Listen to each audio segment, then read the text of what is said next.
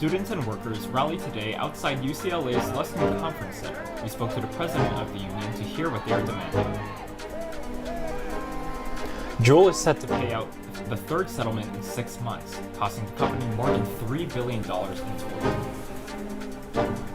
And the USC Annenberg School announced the 2023 commencement speaker, a popular chef and streaming personality.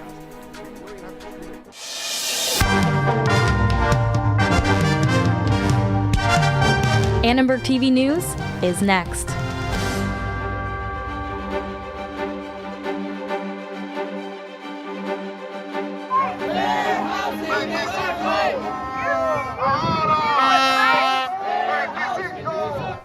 Across University of California schools, employees and students rallied in support of higher wages. Hi, I'm Rachel Hallett. And I'm Ethan Huang. The service and patient care workers want the UC system to raise their minimum wage to at least $25 an hour.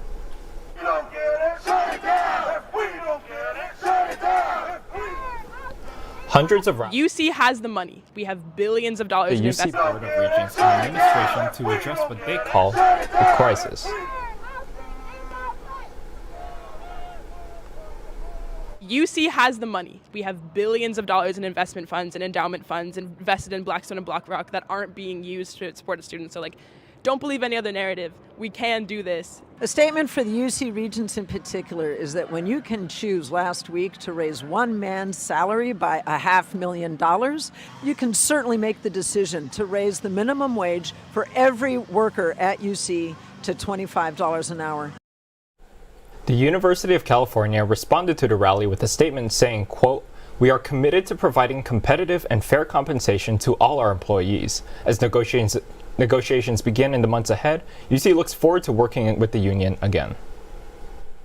The UC and this labor union reached an agreement for an increase in employee wages in 2020. Now that contract is coming to an end. The e-cigarette company Juul is set to pay $462 million as part of a historic settlement. 6 major states are receiving millions because of the company's deceptive marketing tactics. Juul's lies led to a nationwide public health crisis and put addictive products in the hands of minors who thought they were doing something harmless. California Attorney General Rob Bonta said today's $462 million settlement is a step forward in bringing Juul to justice and holding the company accountable for breaking laws and taking advantage of an entire generation. With many teenagers starting to vape, Californians voted last year to ban all flavored tobacco products from store shelves. In December, the company agreed to pay $1.7 billion to settle lawsuits by more than 5,000 people, school districts, and local governments. In September, the company settled lawsuits filed by more than 30 states for more than $438 million. The Los Angeles Homeless Services Authority held a forum today to discuss its vision and approach to addressing homelessness. The CEO explained the short-term plan to combat the crisis in LA County. This is a collective problem, and it's going to have to be addressed collectively. I think we're in a moment where there's renewed hope because we have a mayor that said we're going to lock arms. She's calling and did call out the emergency. The LA City Council directed a review today to address the effectiveness and financial cost of the city's anti-camping law, which limits the homeless encampment locations. National Public Radio's 10 million Twitter followers will no longer see any news updates. Reporter Bailey Harrison is here to show us why the company quit the platform. NPR said it has 52 official Twitter accounts it will no longer post to. Why? The news organization says Twitter CEO Elon Musk is undermining NPR with a misleading label. NPR is the first major news platform to leave Twitter behind, the one social media site boosted by journalism. NPR suspended its accounts after it was labeled state-affiliated media, which gives the impression that it is controlled by government, similar to countries like Russia. In response, Twitter gave the company a new label, government-funded media. Then that's a problem. Our duty is to our listeners, and if they don't believe that we're credible or what we're saying is credible. Alexandra Applegate is a news producer with KCRW, a local NPR affiliate. So the loss of Twitter, I don't think will be that big in terms of our listenership. I think it's more important for us to make sure that our listeners know that we are still a serious, dedicated, unbiased, independent news source that does not take editorial direction from the government. NPR affiliates like KCRW don't have to leave Twitter but have decided to also quit the platform.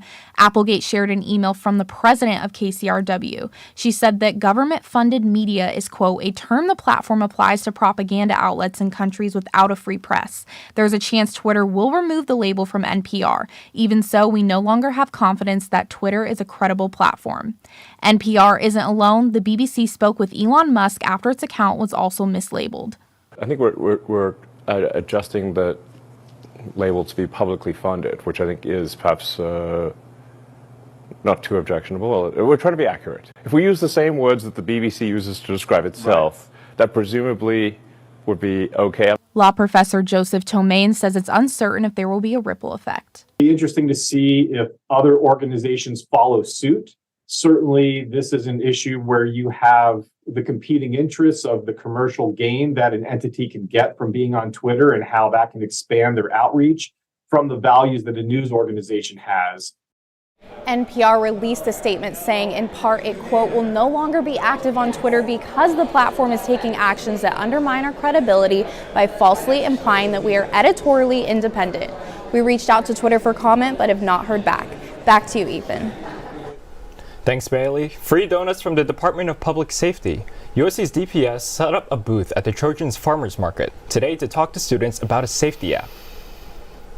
The app is called Live Safe, and all students needed to do was download the app and they would get a free Krispy Kreme donut with complimentary coffee on the side. The app has several features, including a button for immediate DPS or 911 response, anonymous messaging to report suspicious activity, and a Safe Walk feature for friends and family to virtually escort you from place to place. DPS Chief Loretta Hill spoke about the importance of the app in making safety resources more available to students. It's about us being out here, being out with our students, them seeing us, interacting with them. That builds community and that builds trust. We want to engage our students before something happens. Tell them about safety, encourage them to be safe, because safety is a shared responsibility. While the donuts are all gone, students can still download this LiveSafe app for their phones from the App Store or Google Play. USC Annenberg School announced today that food and culture media innovator David Chang will speak at the 2023 commencement ceremony next month. Chang is one of the most influential chefs of his generation and a pioneer in culinary storytelling. I think in food science, there is unbelievable ingenuity that is around the corner.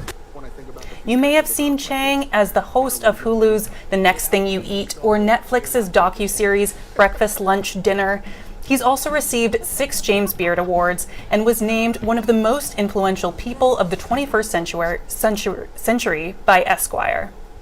Having David Chang as a commencement speaker is obviously fantastic. He brings all these cultures to like a mainstream audience. It's great. This is a real renaissance taking place right now. David has been around a long time and really trying to blaze the trail for better representation. For a campus that has so many Asian students, I think this is really going to be very meaningful. So Rachel, I hear that you're actually a bit of a fan of David Chang. I am. I'm so excited to hear him speak because I watched his Netflix docuseries and there's this one episode where he checks out a bunch of LA-based restaurants. I'm going to have to hit them all this summer because they looked delicious. Yeah, well, I'll be sure to watch his series and then also check out his recommendations. Coming up, a USC student production group is promoting theater activism on campus. A South LA midwife is working to fight the healthcare disparities faced by Black mothers and their infants. And the Triathlon Club on campus is getting ready for their competition this weekend.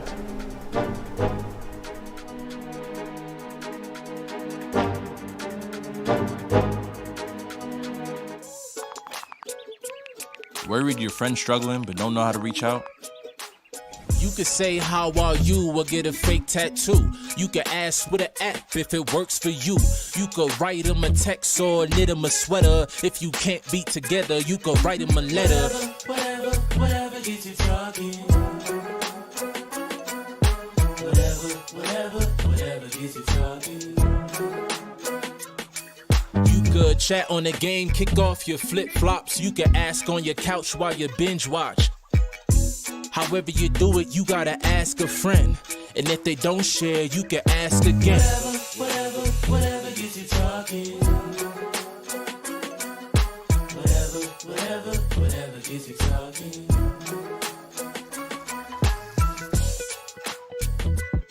There are a lot of ways to reach out to a friend about their mental health. Learn how you can help at seizetheawkward.org.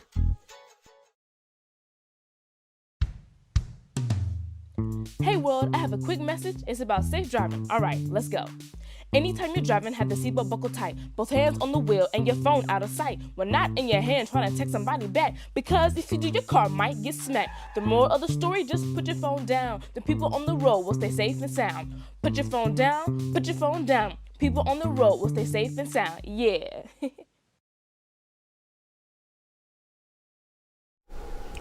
Blood donations are a constant need, and today Keck Medicine's main blood supplier, Livestream, held a blood drive at the village. Many students were eager to give back to the community and help those in need. We learned some students looking to donate blood were turned away because they weren't eligible. There are key requirements in order to be a donor. Students and one of the supervisors gave us their thoughts on the blood drive, including a student who was looking forward to donating but was rejected for not meeting certain requirements.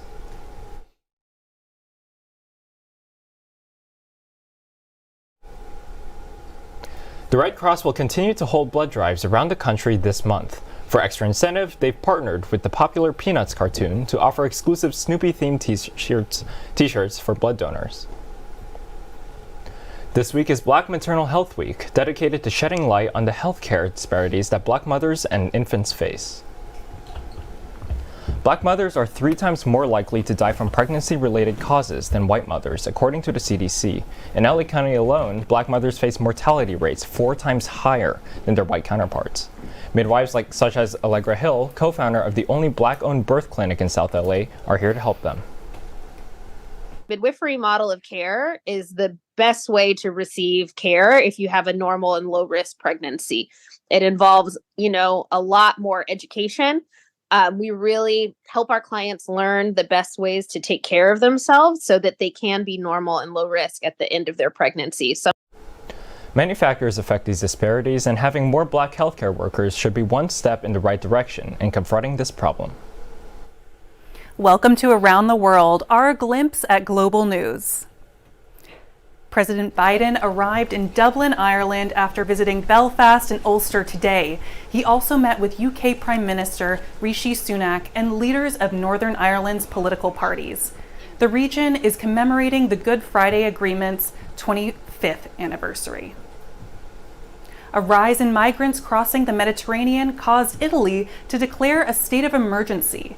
Its government has allocated €5 million to boost efforts in identifying and returning asylum seekers, but it also called on the EU to provide more concrete action on this issue.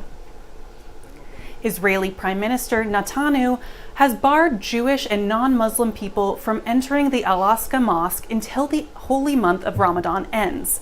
This policy follows last week's missile attacks and protests in Jerusalem, triggered by multiple Israeli police raids on the religious site. Now over to Shelley to hear about some weather this week. Shelley, what's it looking like? Thanks, Rachel. The term April showers has been more than true this spring in Los Angeles. It's been quite rainy the past month, but once we're through today, things are starting to dry up. The clouds are rolling in and will continue to bring some overcast skies until Friday, but I know I can't be the only one ready for these clouds to roll back out.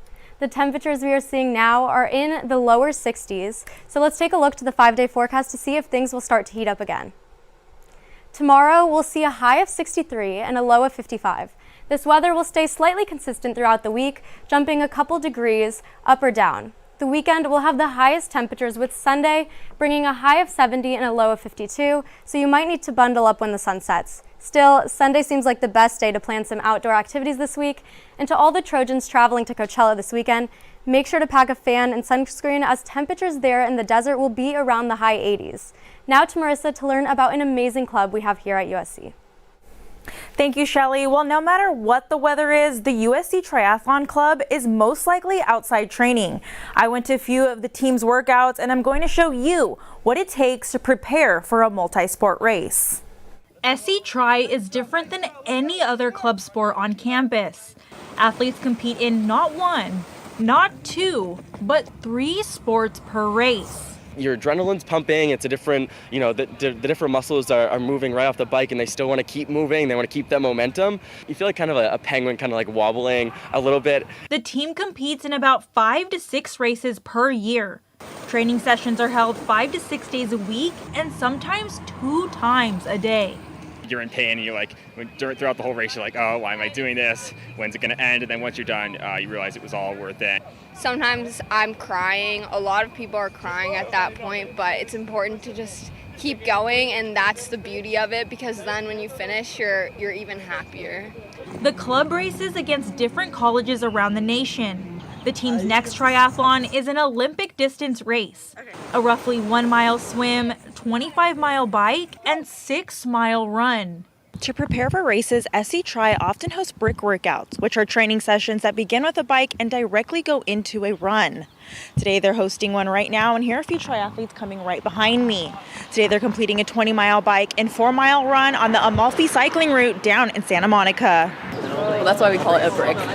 So they feel like bricks. So when you're doing your bike ride, especially if the course has a lot of hills and climbing, your quads get really tired, and same with your calves and ankles and everything. And then going out for a run, it feels like the first couple steps you take, your legs just feel really heavy. SC Tri will be competing in collegiate finals this weekend in Georgia. For more information on the team, you can go to their website at usctriathlon.org. For Annenberg. LeBron and the Lakers punched their ticket to the postseason last night. Blake Soderstein and the Trojans took down the Titans last night. USC prepares for year 2 under Lincoln Riley.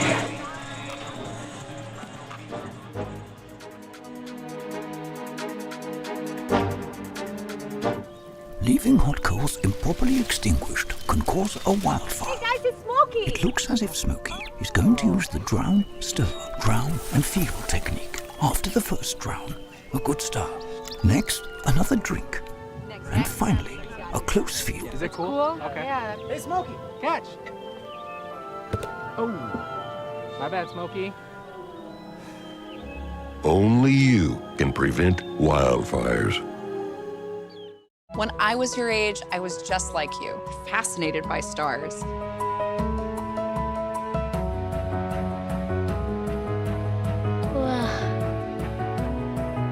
But now I get to search for life in the universe. And who knows, maybe life is looking for us too. So we're like aliens to them? Yeah. Does anyone want to be a scientist now? I do. Awesome. We need more girls in STEM. Maybe we can find aliens. I'll never forget the day our landlord called and said, read your lease. No pets allowed. My owner tells him my dog ate the lease, but that didn't work. And now I'm stuck in a shelter. But this pit bull is ready for a new crib. I'm loving, loyal, and play well with others. So don't be intimidated by all my muscles, because the biggest one I have is my heart. That's right, I said it.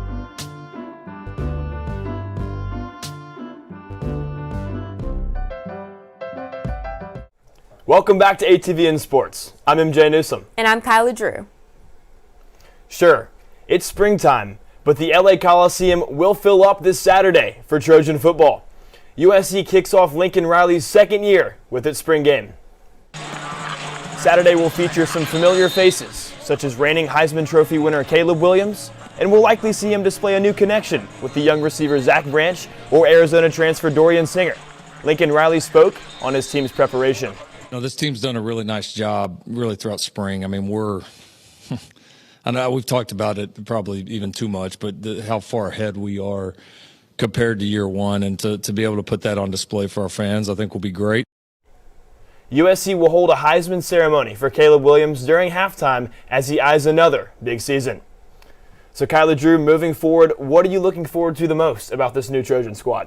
Honestly, we know Jordan Addison has declared for the draft, so I'm really excited to see this new offensive unit. You know, we have Taj Washington, Michael Jackson III, Brendan Rice, and obviously newcomer Zach Branch coming in. So I'm excited to see what this offensive unit can do. Yeah, I think the offense is going to be special. I'm really interested in about the defense. You know, Kalen Bullock will hold them down. He's a first-team All-American last year, had 7 interceptions. It's a big year for the defense, too, about to transition to the Big Ten, where the football competition is maybe a little stronger. So I'm excited to see what Alex Grinch's bunch can do. Yeah, and we'll have to see on Saturday. We'll see. March may be over, but the madness continues. Now that college basketball has come to an end, the transfer portal is on fire. USC guard Reese Dixon Waters is leaving, but not going far by committing to San Diego State University. The Pac-12 Six-Man of the Year averaged 9.8 points per game for the Trojans last season, helping USC reach a 14-6 record. The team finished third in the conference. USC basketball star Boogie Ellis is expected to stay at USC for another year, where he will be paired with incoming freshman point guard Isaiah Collier. Collier signed to USC in November of last year. Together, they could form a dynamic duo that can help them make a further push than this past season. Man, I'm definitely already looking forward to basketball season, but as the April air heats up, so does the 21st ranked Trojan baseball team. USC snagged another huge win Tuesday night against SoCal foe Cal State Fullerton by a score of 4-3. In a pitcher's duel, Cole Gabrielson broke the scoreless tie with an RBI in the 5th inning. A Connor Aoki double in the 8th catapulted USC to a 2-run inning, and Garrett Clark slammed the door in the 9th, securing the save and USC's 16th win in its last 19 tries.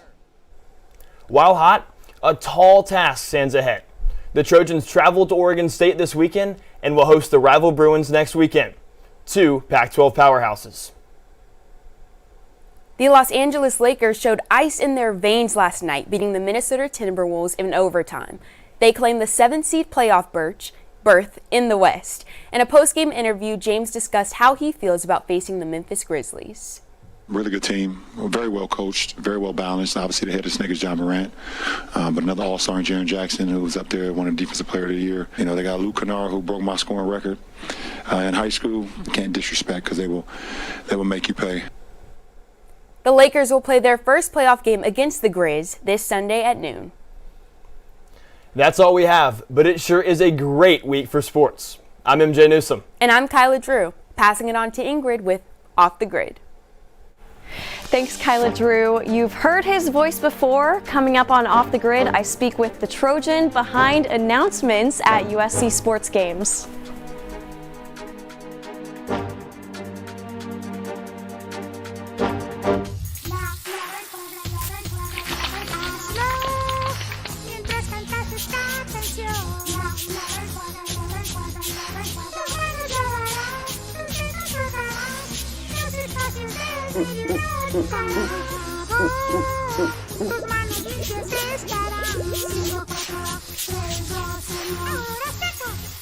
Lávate las manos por 20 segundos como Elmo.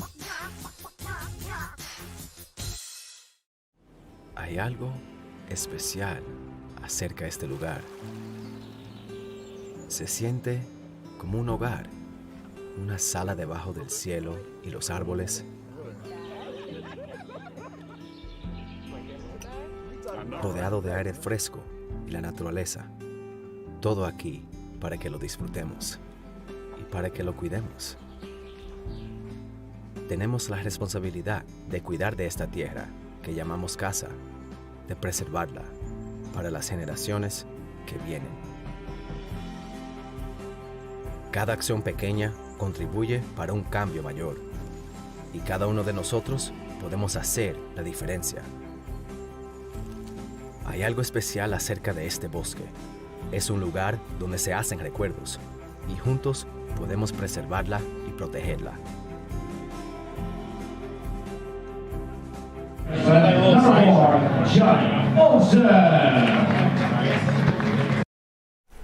If you attend USC sports games, you've probably heard that voice before. The man behind the voice is Leland Waters, the public address announcer for the USC Trojans for the past 22 years. His school spirit is contagious, probably because Waters attended USC himself and graduated from right here at Annenberg. Waters showed me what it's like to announce and play music at a USC baseball game. He says the element of timing is especially important, as well as knowing where to place your attention. In volleyball, if somebody gets a kill, they're probably watching where the ball goes, but I'm watching the player that killed it. So I'm watching something that's a little bit different. So you want to make it theatrically worthy, and you want to make it an event, and you want people to feel like they're at something that's not just run-of-the-mill. When playing the music at the baseball games, Waters says he tries to cater to a variety of genres, from hip-hop to 80s rock to my personal favorite, country music. He encourages current USC students to take it one play at a time, always say yes, and fight on. An independent student production group is promoting theater activism. Our reporter, Allie Anthony, followed Annenberg Theater Company behind the scenes of their new play. This is the only time in our lives where things aren't too hard. It's too early to be experiencing something not great. Moriel McGarvey joined Annenberg this spring. She's the playwright for the group's upcoming independent docuplay called Women Of. The production, she says, follows 3 interconnected stories of life after sexual assaults at a USC fraternity. Everyone has a story, or everyone has a friend who has a story, and I have my own stories of just like how we are dealing with institutionalized sexualized violence, and it's like, this seems like something that we need to talk about, or keep talking about. The Annenberg Theater Company portrays the trials of college life. Lead actress Miranda Martinez Mundo says that this play can inspire other independent student productions, or ISPs, to experiment with performance activism. Even if it's just starting a conversation here on campus, that's so much. You know, even if it's reaching 1 or 2 new people that I've never come to see an ISP show ever, like, that's a lot. More than a year ago, USC announced multiple counts of sexual assault on Greek Row. A staggering statistic from the Association of American Universities reveals that nearly 1 in 3 female undergraduates here have reported experiences of sexual assault. Moriel says the university has not done enough to support survivors of sexual assault. It was really cool to see kind of the community get together and like speak out against fraternities and the systems that they perpetuate, but it ended really fast. And also I think that movement was really focused on justice, which is awesome and super necessary, but there wasn't a lot of attention given to like survivor communities or the women who were actually like affected by these, aggressions. This thought-provoking play aims to spark conversations about sexual assault awareness and prevention. Opening night for Annenberg's production of Women Of is this Friday at Soundbite Studios. For more information, head to @Annenberg Theater Company on Instagram. For Annenberg Media, I'm Allie Anthony.